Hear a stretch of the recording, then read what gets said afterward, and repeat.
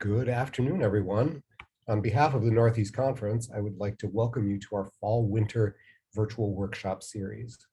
The series has been generously sponsored by Wayside Publishing. Please visit waysidepublishing.com for more information about how Wayside can assist with your remote teaching and learning needs. My name is John Carlino, Executive Director, and I'll be hosting this afternoon's workshop along with board member Jill Schimmel. Gracias. We are grateful to our presenter, Ashley Warren, for offering us her time and expertise. Today's workshop, Going Global, Taking Action in World Language Curriculum, Instruction, and Assessment, is being recorded, and a link to the recording will be posted on our website as soon as it is available, along with a downloadable PDF version of Ashley's slideshow. The workshop will last about 45 to 50 minutes devoted to the presentation, leaving about 10 minutes for Q&A with Ashley at the end to answer your questions. Attendees are encouraged to submit questions during the workshop using the chat box. In the event of technical difficulties, please try to reconnect. If the problem is on our end, we will email all attendees with further instructions if/when available. And now, please let me take this opportunity to introduce you to our presenter, Ashley Warren.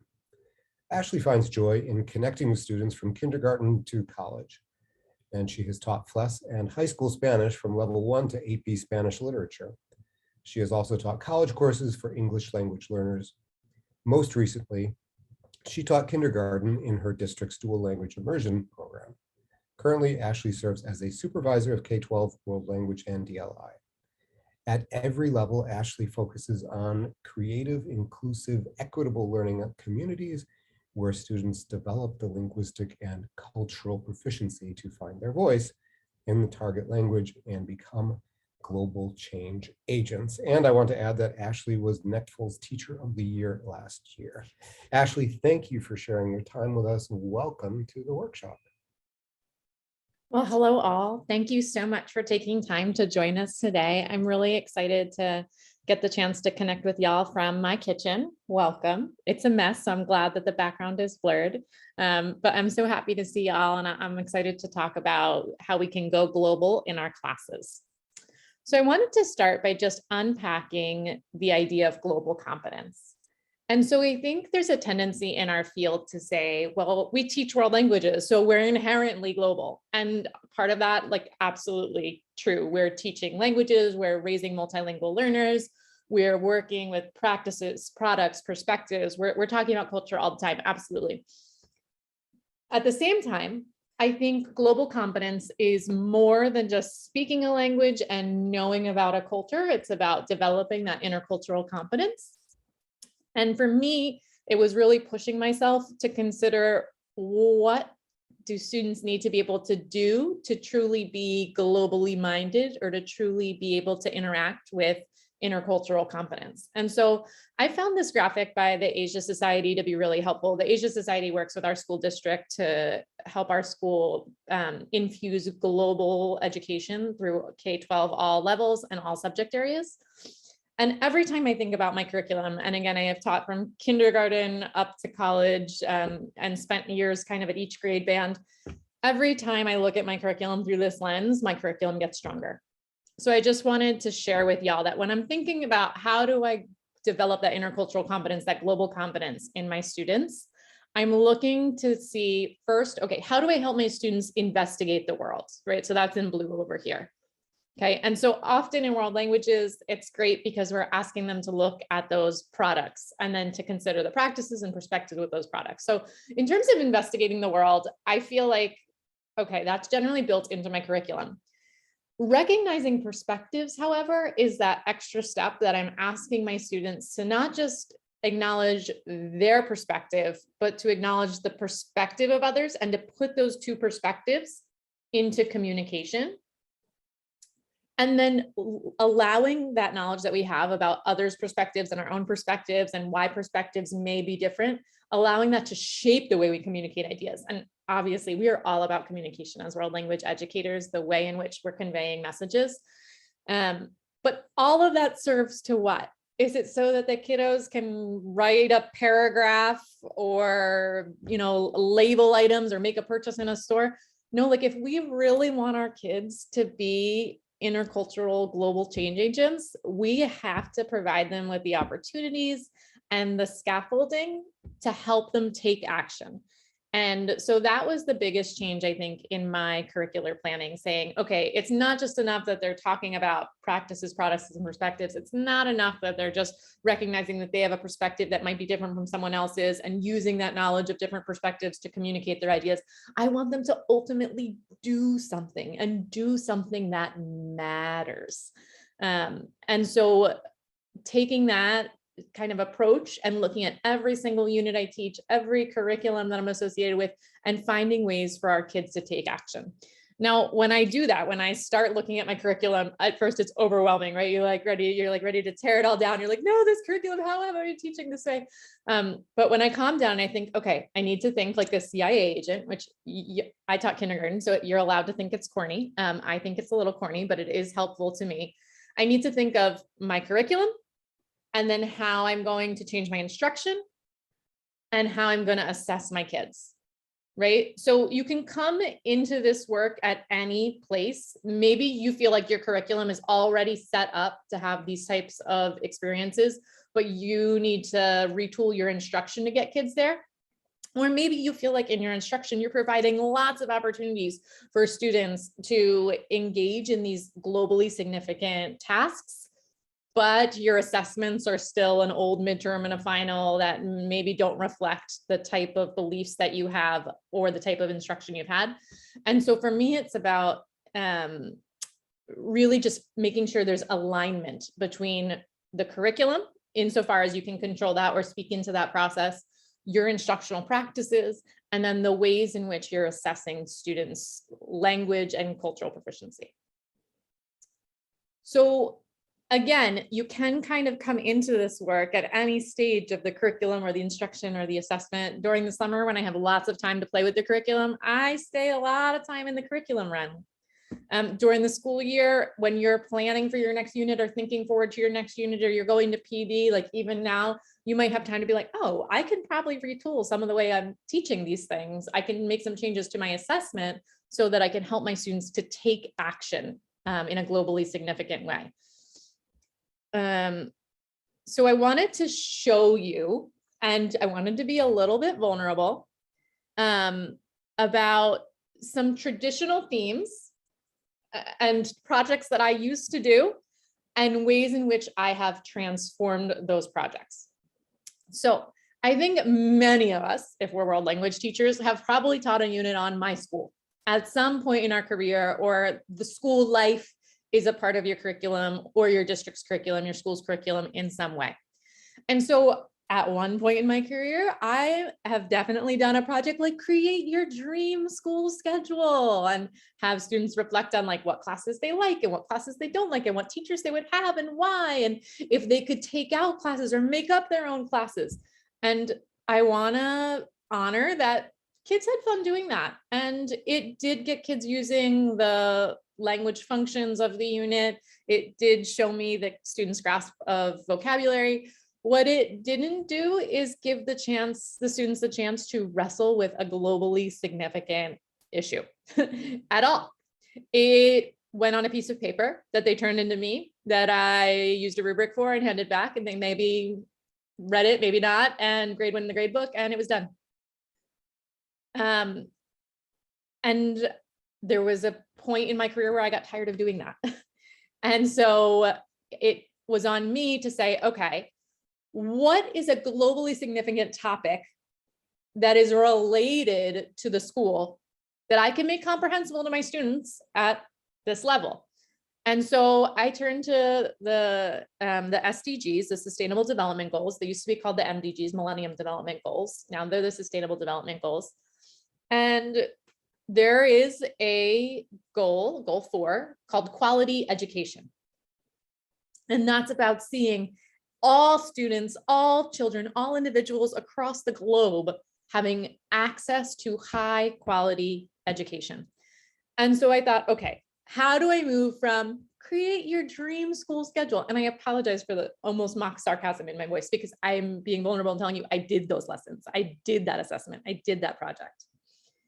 how do I move from that to something related to quality education across the globe? So I thought about project-based learning scenarios that I could offer to the students. And so I said, okay, let's find an example of a target language speaking country, and let's find a news article or an infographic where people are talking about quality education. And so I will show you on a next slide an example of what that looked like. But I got to spend some time in Costa Rica, and I actually got to meet the Minister of Education in Costa Rica. And she was talking about how 2/3, like Costa Rica has like amazing high literacy rate for young students. It's exceptionally high. But their secondary education at the time, the Minister of Education was showing us data saying that 1/3 of every high school student does not graduate high school in Costa Rica. So they were wrestling with this. We have amazingly high literacy rates, and we get to high school and not all our kids are graduating. And so thankfully, statistics are nice, and infographics are really easy for the kids to kind of manipulate because it's numbers and there's graphs. And so I was able to project this and show this to my intermediate low students. It was Spanish 3, and invite them to come on a journey with me. So like, okay, so what would we do if we realized that 1/3 of our classmates were not going to graduate? How would we promote or encourage students to stay in school? What are the barriers to school? And I could talk later about, like you want to check your biases, right? And you want to avoid this like savior mentality. Like we're not going in and fixing Costa Rica. Like that's not what we're doing. We're sharing what the Minister of Costa Rica is working on. The Minister of Education in Costa Rica is working on.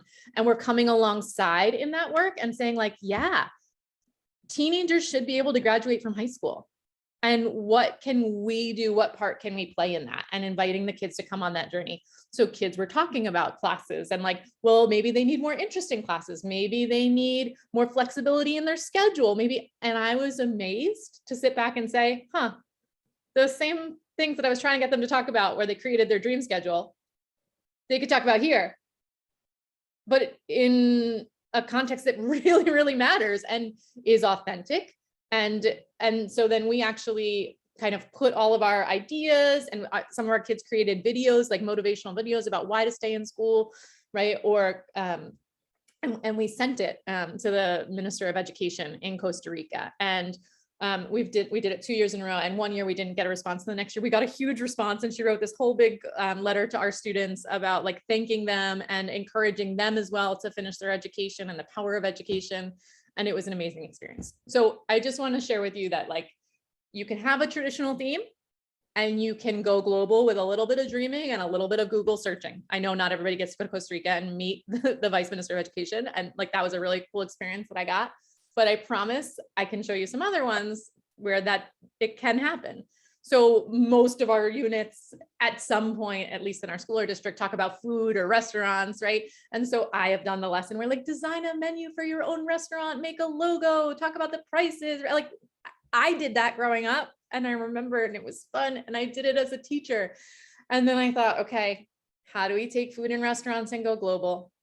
So goal number 2 for the SDGs is zero hunger, right? And so eliminating hunger worldwide. So how do we talk about food, prices, restaurants, grocery stores, markets? How do we talk about all that stuff we want to talk about in the target language, but in a way that matters? Well, we talk about food deserts, or we talk about places where students don't have, or people don't have access to fresh foods.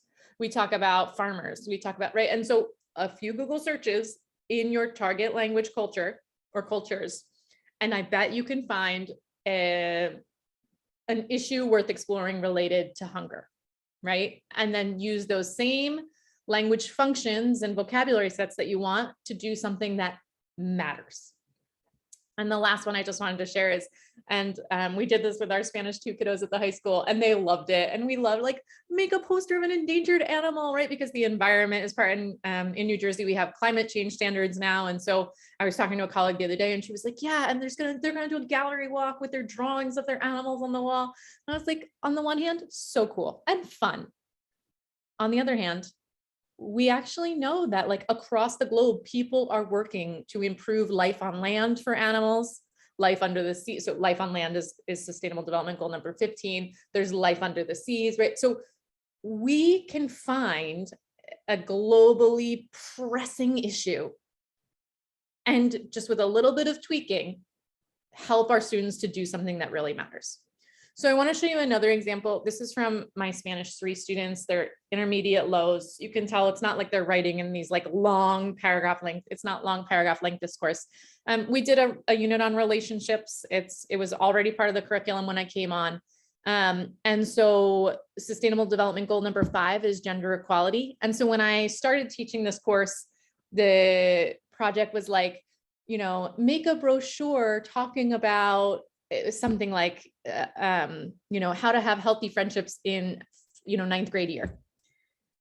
And it was like, okay, who's going to really read it? Are we even sending that brochure to anyone? Or is it just going to pile up on Senora Warren's desk? Is Senora Warren going to give it back? And then it's going to, right? And so I retooled it and said like, okay, well, we're talking about relationships. So, gender equality is one of the SDGs, the Sustainable Development Goals. What can we do about gender equality? And then when you're exploring, if you visit the Sustainable Development Goal site through the UN, you can click and they have, you know, sub goals under each goal and they have examples. I was like, oh, domestic violence and dating violence. Yeah. And this is really relevant to teenagers. Cool. So then I did some digging and I actually found that women's space is a, what would have been called like a battered women's shelter, like probably in the 80s, now is like a resource center for all types of people that are in crisis. And they had a page about domestic violence and they had a page about dating and they had it in English and they did not have it in Spanish and they did not have it in French. And we have a large Spanish speaking community in, I'm right by Trenton. I'm in the county of New Jersey's capital. We have a large Spanish speaking population. We have a Creole speaking population. We have a French speaking population. So these resources were available in English and they weren't available in some of the languages that our school offered. And so we retooled this unit about relationships. So they still learned about dating, about you know, conflict, about conflict resolution, about talking, right? They learned all the words that they would have learned in a normal unit. But we put it to good use and said, okay, so now that we've learned about this, let's make some infographics, let's make some materials to give to women's space and give them editing rights, because if they'd like, they could start posting things on their website that could really help people in our immediate area. And then just like we have someone on this call today from California, the moment you put it online, it can go national and it could go global, even though it's addressing a very critical need in our actual county. The last example I just wanted to share was when I gave a lot of choice. So this is that quality education. And I had talked to you about the Costa Rica example, but there were some other examples that I just, when I say that, like, you know, I got to meet the Minister of Education from Costa Rica, which was amazing, but I did not get to go to these other countries and meet all these people. That would be like a dream come true. But instead I found a woman who did a TED Talk. Her TED Talk was called No Soy un siete, I'm not a 7. So she was talking about how the grading system in Argentina is out of 10 and how she kept getting 7s on things. So like what I would imagine would translate like to a C for us, right? Like a 70 out of 100 or a C. And her wrestling with that idea of identity, like, listen, I'm not a C student. I'm me, I'm Sophia, and I have all these gifts and skills, and you can keep putting that grade on my paper and fine, go ahead, put it. That's not going to define me. My grades don't define me, right? And so having my students talk about like, okay, well, if we want to ensure quality education for people, do grades help people have a quality education or hinder education? What is the merit of giving grades and how do we talk about that? And so having the kids enjoy like hearing from this passionate TED Talk speaker from Argentina and then turning it into a globally significant question, and then having students create products that they could send back out into the world. So I gave them choice though. They had lots of ways in which they could address quality education, whether it was at this time, it was Puerto Rico after Hurricane Maria, it was the Costa Rica example, it was in Argentina, and identifying grades with a sense of self. So just really important to give students options in how they can go about addressing that topic. So once you've kind of said, all right, I'm open to changing my curriculum, or my curriculum already has these places like food or school, or right, already has places that I could insert or turn to be more globally minded. How do I help my students take action? So again, I go back to the Asia Society. You'll have access to this presentation via a PDF afterwards, but the Asia Society has this graphic and this acronym, they call it SAGE. So S stands for student choice. I just showed you an example of where I kind of helped students have choice. Your advanced placement students or your level 5, 4 students, they might not need all that structured choice. Your students that are maybe in their intermediate level, like my kids, they needed structure. They needed some options to choose from. So I had to provide that. But giving student choice in the type of product they create, the process in which they create it, who they share their work with, making sure they're really engaged in an authentic experience. And we know in world languages, like we care about engaging authentically with these products, that they're products created by speakers of the language for speakers of the language. That does not mean that they are necessarily free from bias. It doesn't necessarily mean that they are perfect, but it's us honoring as language educators, products from the culture that speaks that language. Making sure that there's really global significance. Again, I go back to like making that restaurant menu was fun. I did it. I had my kids do it. It wasn't globally significant. And we can level up what we're doing to have our students engage in something real. And then finally, and this is the piece that again was really pushing my practice, helping the students to exhibit to a real audience. I think 5 years ago, I struggled even more than I do now. Now it is like we're on Zoom today, right? Like it is so easy to find a real audience or to put it out into the Twitterverse, to have a class Instagram account. Obviously it differs district to district, school to school, what you're allowed to do, but the options for getting student work out into the real world are basically limitless. So just being creative in how you encourage students to find a real audience. And so getting the work off your desk or out of their shoved backpack or out of their Google Drive folder and out into the world in a way that's real. It also, I did notice as soon as I told kids like, yeah, we're going to make this information for women's space for the Domestic Violence Resource Center, and we're going to send it to them. And they were like, okay, but are we really going to send it to them? Yeah, ready for this. I remember the one girl being like, but sometimes my grammar is kind of messy and I'm like scared they're not going to understand me. And I was like, oh, so you're saying that we need to like kind of think about what you're saying to make sure other people can understand it? She's like, yes. Wow, look at that. Like as soon as she knew it was real, as soon as she knew it was going somewhere, it became, oh my God, I have to actually really try to be accurate. I have to really fine tune what I'm saying and doing because someone is really going to read this. So the more that I kind of followed this idea of SAGE, making sure there was choice, making sure there were authentic experiences, that these topics were globally significant, and then I was getting them out exhibited to a real audience, I saw my kids come alive. And I'm talking my level 1s all the way up to my APs. I really saw the kids get engaged and excited and invested in the projects that we were doing. So I would encourage you, and maybe there's lots of us on this call, and so maybe you're already doing this and you have a million better, awesome examples to share, and I encourage you to do so. Please, please, please share it out. We get better. Sharing is caring. I taught kindergarten. Sharing is caring, except for germs and viruses. So like create a class or choose a class and create a timeline for yourself. If you are teaching 3 preps, 4 preps, like if you have, French 1, French 2, French 3, French 4, no. Do not try and do this for all 4 levels for every single unit you're teaching right now. That is just a monumental task. We need grace for ourselves and we need to take it slow as we start something new. So pick a class, maybe a class that you feel is going to go on a journey with you, like willing to give and take. And then create a timeline, set a goal, like maybe right now, winter holidays, there's going to be break from school, not the time, right? Maybe the end of January, maybe in the spring, like pick a time that works for you, pick a level that works for you.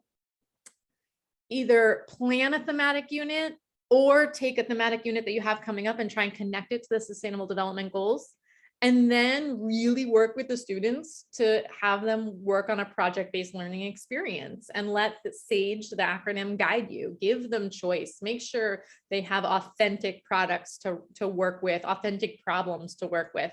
Help them think about a real audience and help connect them to those audiences. And we know, like, right, so we know in world languages, there's a million ways to give student choice, whether it's presentational writing, presentational speaking. I originally gave my kids, like, and this is one of the great things about grading with proficiency rubrics, right? Like, because when you used to do that menu project, it was like they all had to have like appetizers and the meals and the dessert, right? Like you had a very structured rubric and they all had to do the same project because the rubric was just on that one topic. But now if you're saying like, okay, these kids are intermediate low, this is presentational, this is what I'm looking to see their writing or speaking look like. We talk about with the students what that should look like. So should you have, you know, words and phrases, or should you have single sentences, or am I starting to look for connected sentences? Oh, that's right. Yep, this is intermediate, right? I'm starting to look for connected sentences. As I brainstorm that with the kids, the students were like, well, could I do a podcast? Yeah. Well, I don't want to do a podcast. I was thinking like a Google site where I like have all these. Yeah, you can do that.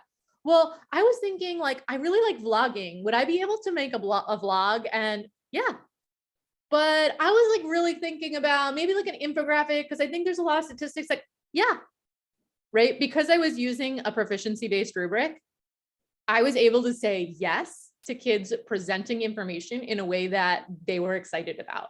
And it wasn't like, well, he had 5 slides and she had 2 slides. So how could you get, no, everybody knew that you got to pick the medium or the way in which you presented in a way that worked for you, that mattered for something that you were interested in.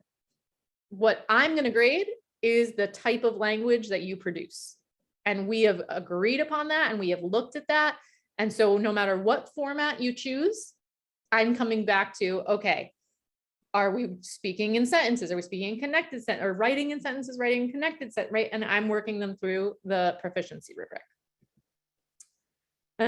Again, just looking at SAGE, allowing yourself to explore. So you can Google the Sustainable Development Goals. Like, as I said, there, you know, life on land, life below water. With my kindergartners, I actually chose one that I think is one of the hardest ones: peace, justice, and strong institutions, because my kindergartners were fighting with each other and not sharing well. And so we talked about what you do when you have conflict between people and ways that you could share and turn take. And so we did a whole project on teaching ourselves and then teaching others ways to deal with conflict. And so my kiddos like made videos about how to like role play a pretend conflict and then share them. And I talked about how it's, you know, it makes Senior Warren very sad, but sometimes there's conflict in the world and people don't always agree. And thank God they're 5 and they don't understand the actual conflict that there is in the world. But it was a 5-year-old's entry into peace, justice, and strong institutions, learning that people don't always agree and don't always get along, and we can work to resolve issues that arise. And so, as I said, like differentiating for age, level, and proficiency, like you can help the students to find something that's personally significant or significant in your community, nationally significant, globally significant, but you can guarantee that if you're using one of the Sustainable Development Goals, that even if it's personally significant to you, it's also globally significant.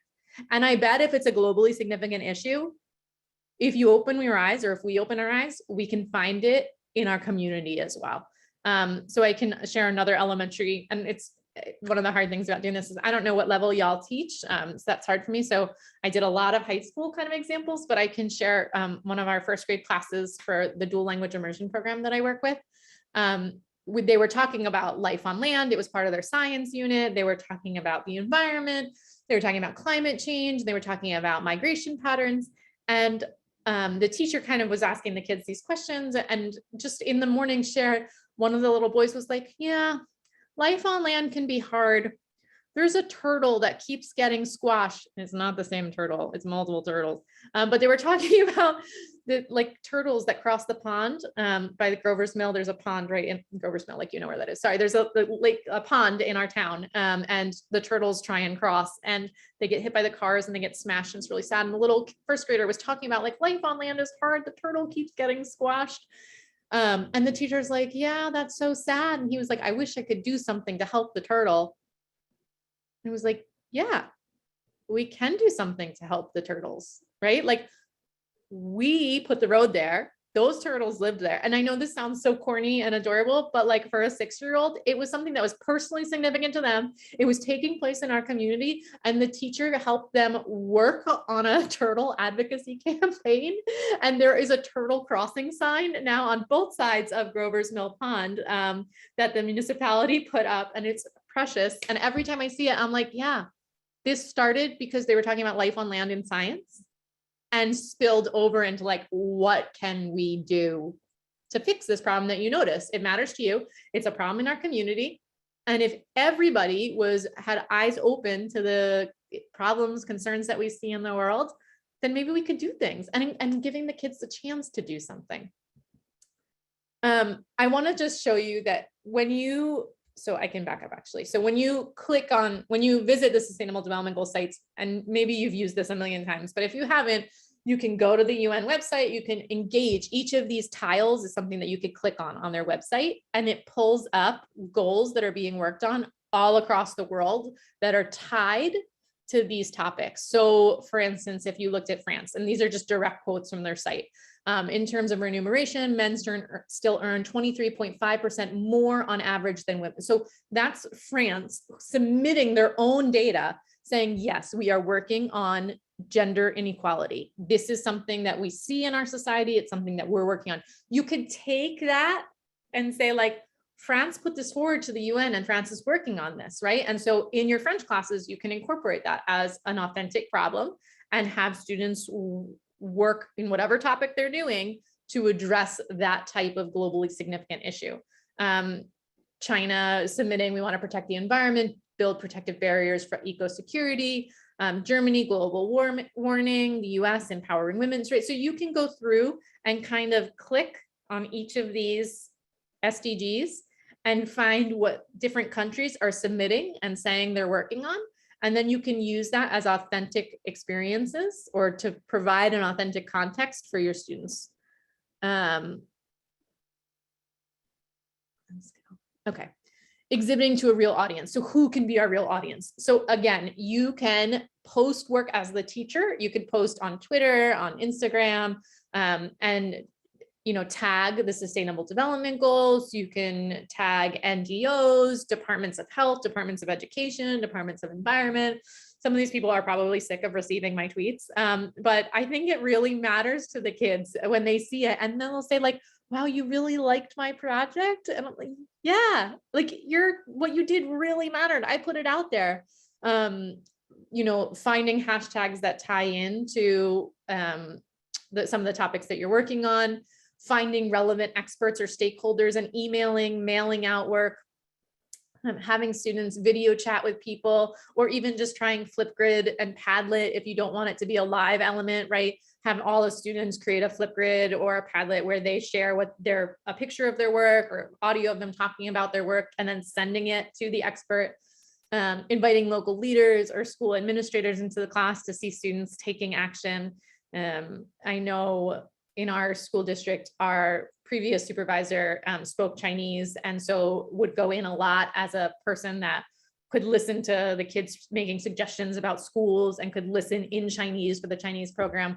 I go in and can listen in Spanish. Some of our guidance counselors speak Spanish. We have a guidance counselor that speaks French. So just finding people in our school that can serve as individuals to give authentic feedback in the target language. At one point in this presentation, I probably poo-pooed I think I said hanging up the pictures of the endangered animals as a gallery walk. It's not like it's spilling out into the world, but hey, it is still raising awareness in the school. So for you to take work and put it even not inside your classroom, but outside your classroom where other classes can walk by and see it. As I was walking through a middle school today, stopped to try and read. My French is terrible, for which I apologize to any of the French teachers here on the call, but there was what appeared to be a tree of thanks in French, and the kids all added leaves about things that they were thankful for. And it's not like that's a globally significant issue or whatever, but they posted it outside the room and I stopped and I got to read it, and it was beautiful for me to see. And I thought like, well, if that was inside the room, I would have never seen it. But because they put it out here, everybody that's passing by can interact. So if you're not at a place yet in your practice where you want to like upload pictures of documents to Twitter and send it out into the universe, like at least I encourage you or invite you to take it outside of the classroom and put it somewhere meaningful in the school so that people can engage with it.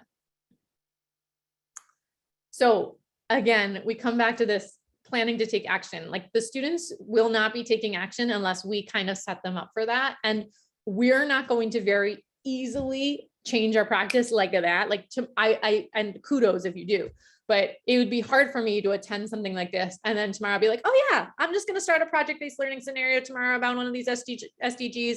Yeah, I'll just walk in tomorrow morning and throw out what I planned on Friday and just start. No, like give yourself some grace, give yourself some time, allow yourself to be really authentic about it. I created a planning doc for myself using the SAGE acronym to say like, okay, I'm going to do this with my kindergartners. We're going to do this in February because we're going to talk about conflict resolution in February. It's going to tie into our social studies unit of community helpers. And I'm going to give students choice. I'm going to help them see like, oh, sometimes we have conflicts and we don't get along. So what could we do to help other people when they have conflicts? How can we help them to solve a conflict with someone else? And I'll let the students kind of choose how they do that. Then I'll show them some examples. And so when I did that with my kindergartners, I showed them a video in Mexico. It was an anti-bullying video in Mexican schools. And it was talking about how we are a community of learners and how important it is to learn together and it's not a competition. And so I showed them that video from Mexico. And I said like, okay, so they're working on this in Mexico. What are we doing here? They're like, we're not doing anything. I'm like, well, now we are going to do something. So just like our friends in Mexico are working on conflict resolution, we're going to do that too. And then we're going to send our video to our friends in Mexico. And so, right. And so like, I'm giving them kind of choice in how they do this. And these kids are 5, right? And so I need to structure the choice for them.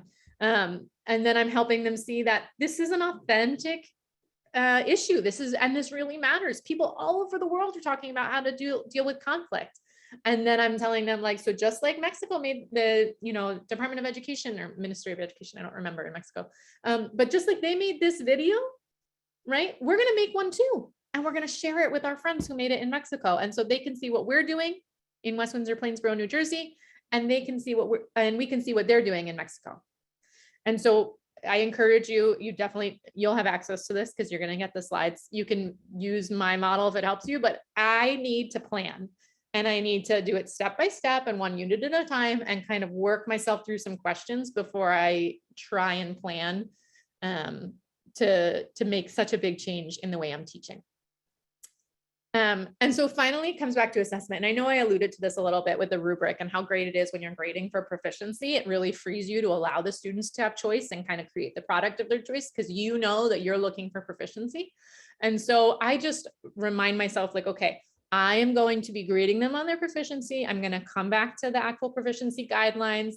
I'm going to be taking language directly from the indicators so that I can help my students know where they should be and how they can level up, how they can continue to reflect on the language they're producing and stretch and push and try to get even further in their proficiency development. And then I'm also going to do the can-do statements related to intercultural competence.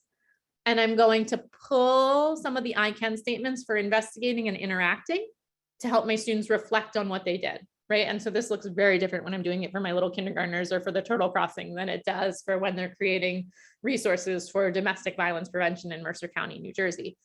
But I want the kids to reflect afterwards and say like, oh yeah, I can recognize the perspective of others and I can communicate to a person who might be in a situation of domestic violence and give them ideas of where they can get help or encourage them or, like I can be sensitive to their needs, right? And so I'm trying to assess their proficiency development, but I'm also trying to help them learn how to self-assess with I can statements related to intercultural competence.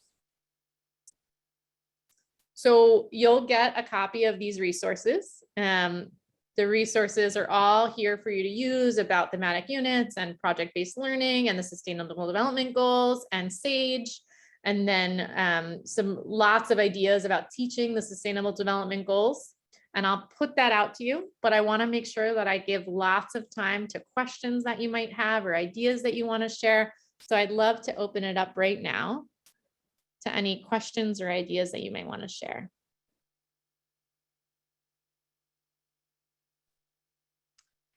I'll just say, this is so powerful to see. And just, I'm thinking about words and actions. This is social justice, right? Like we are having a public product, and that's really exciting. And intercultural citizenship, where they're making connections across disciplines. And the SDGs are just so rich. I found the Arabic resource, but they have reading lists, like children's books that help in a developmentally appropriate way children understand all these topics. So just thank you for this topic you brought to us.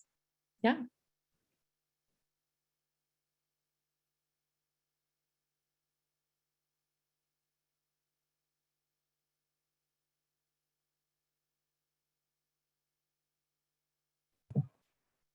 I'll just jump in. Thank you, Ashley. It was fantastic to see the actual work that you did and how your process was from going from a typical assignment, a typical worksheet, poster, and then how to really transform that into, because it oftentimes is the same amount of time for the kids to do, but just how much their worlds open up. And it's so important to keep remembering that. And I'm presenting them, all of my faculty, in a couple months about global competence and ways that they can incorporate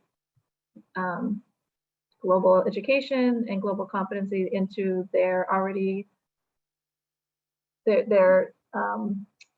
into their own lessons without having to revamp everything. And so I was trying to really take what you were saying in terms of you know, the thought routines, or the different even that was but so thank you for that. And I'd love to connect with you more. But yeah, do you do any work with global virtual exchanges where the kids have where they work? You know, I mean, I know there's Padlets and Flipgrids where they could exchange with kids across the globe. Do you have any school partnerships? We do not. We have a partnership with, I shouldn't say we do not. Our dual language immersion program has a sister school in China. We have a Chinese dual language immersion program and a Spanish dual language immersion program. So we have a sister school in China that our students work with. But unfortunately, at times, like Flipgrid will be not accessible in China, or like some of the sites come on and off that are able to be accessed. So we have had trouble sharing information easily with our sister school in China, but we have exchanged snail mail, and we have done, and then again, with the time zone difference, it's a little hard to do live experiences, but we are really working with our German, French, and Spanish teachers to encourage some of those exchanges. We have not really had much live exchanges, no, but it's a goal for us. Well, but you have, like, I'm doing a lot more of the global exchanges, but I would love to also make my work, what they're doing, more meaningful in each of the lessons the way you have done. Like, you know, you have done so much, like, let's take this lesson and really connect it with the world and then have an authentic audience. So kudos to you on that. That's terrific. But if you ever want ideas as a Spanish teacher on how to do that, I could connect with you. Absolutely. Thank you so much, Amy. We have a few questions. Christopher's hand is up, and then we have a question from Ronnie and John. So Chris, do you want to go first? Sure. Am I audible? Yes, you are. Okay, great. Hi, Ashley. I'm also in New Jersey. Hello, fellow New Jersey person. I have a question. I'm always wondering about, I don't know how to say it right, the space between problematizing things for students so they can get into the world, and not overemphasizing problems in the target culture so that we don't create the idea that all they have are deficiencies and problems for us fancy Northern USA people to solve. Does my question make sense?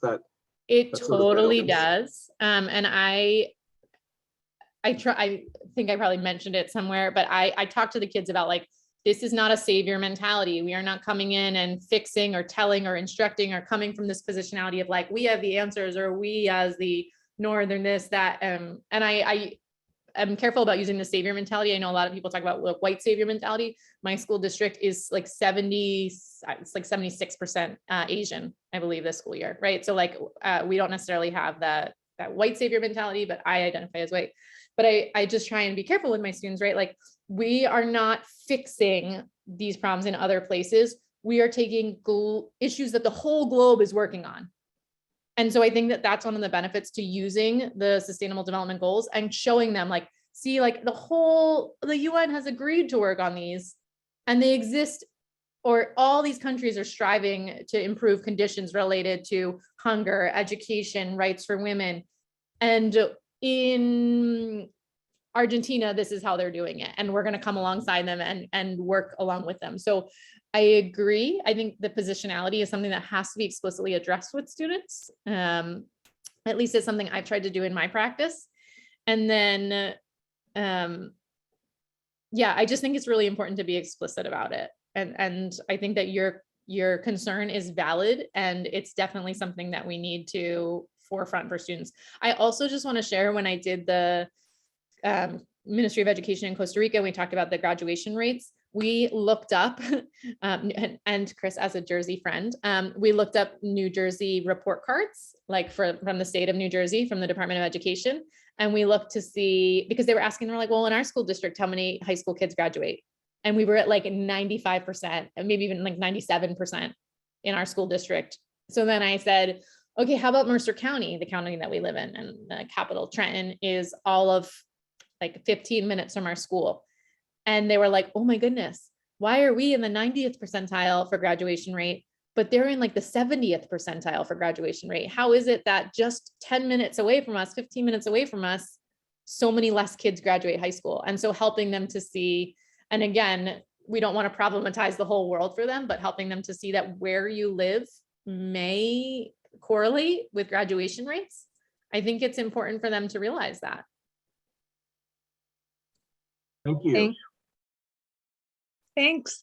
We have a question from Roni. Do you want me to read it? Yeah, I've got it. I'm going to jump in here. I was curious, did you go to administration to request permission for some of the public things that you were doing? And did you find some, if you did you find some hesitancy, or they're sitting there like they're worried, and so you really don't get a good answer? So it puts you kind of in an awkward spot. Just curious on that. No, I think it's a great question. And it has depended, like, fortunately, in my experience, I've been able to work at lots of different levels, but within one school district. And so at the high school, I was at the high school for 7 years, and our administrative team was very much like, the kids are already on social media. They're putting out things every day, all day. Make sure that you're careful with media release forms, meaning that like we have a forum in our district for kids' faces and names, if they're allowed to be shared publicly or not. So just checking that. But I can post student work if a student's face or name is not able to be put out there. So my high school team was like, yes, absolutely, connect across the world. Just make sure you're careful with kids' faces and names in accordance with the forms. Teaching in the elementary school and kindergarten, and I, almost more than my administrative team, I was really careful with my kids' images and names, because they're your 5-year-old little babies and you just want to protect them. And so obviously, well, maybe not obviously, but I didn't have the kids create their own Twitter accounts and put things out there. I used my teacher account to selectively post things and to tag people and to put them out there. Whereas at the high school, I had my students using their own accounts, putting things out there. So I've worked with different administrators, but yes, almost in every instance, I've looped them in. I've let them know what we're doing and just kind of shared in the joy. That's really, really helpful for me. Thank you so much. Thanks. Of course. Yeah. Tracy had a question. Tracy, do you want to ask? Hi, thank you, Ashley. I love all that you're sharing with us. It's so important. As well as one of the things that rang with me was when you mentioned that the kids are saying, oh, this is going to somewhere real. Like, I have to make sure that it's perfect before I send it out. As well as that really will stoke the kids, and as far as retention in world language, Mhm. the AP level, that will keep them coming back if they're getting feedback, not only from their world language teacher, but from outside from the world. So I love that. And I just wanted to find out, what resources do you use? Like, I always send my students to wordreference.com as their Yeah. resource, as their dictionary. But how do you, we don't want them, using the translators to do the work that we're asking them to do. How do you help them to use wordreference.com or whatever resources you use as a good tool so that they're communicating well?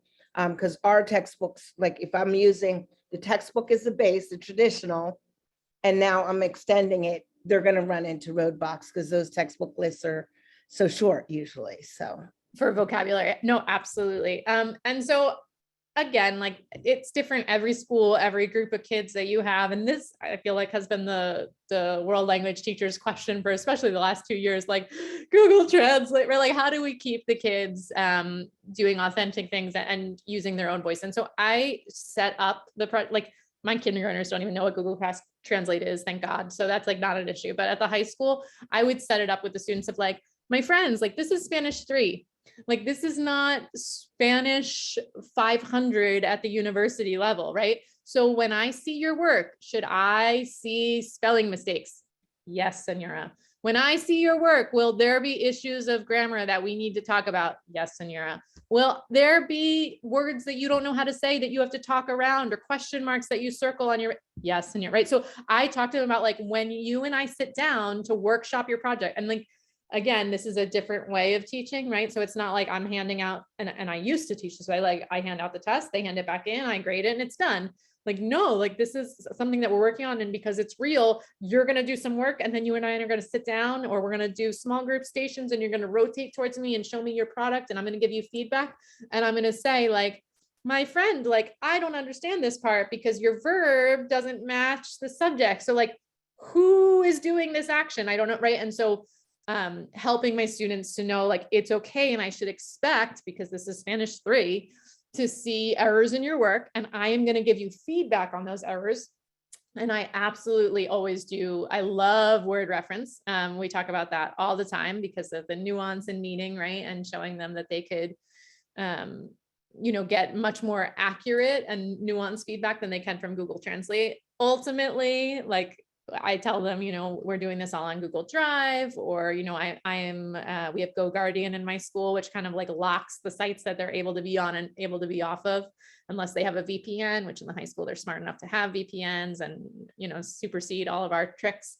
So it's a constant battle, but I think I definitely have seen an improvement in just telling my kids like, yep, English is my first language. And when I write things, like I have little red lines under it because spell check catches me, and English is my first language. I should expect to see errors in your work, and we will address them together. thank you.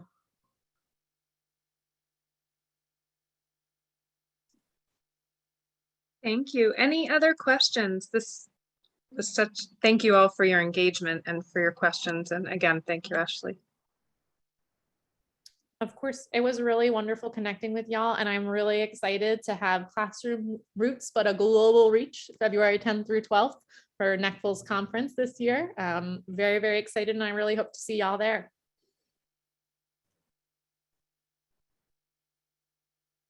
Thank you.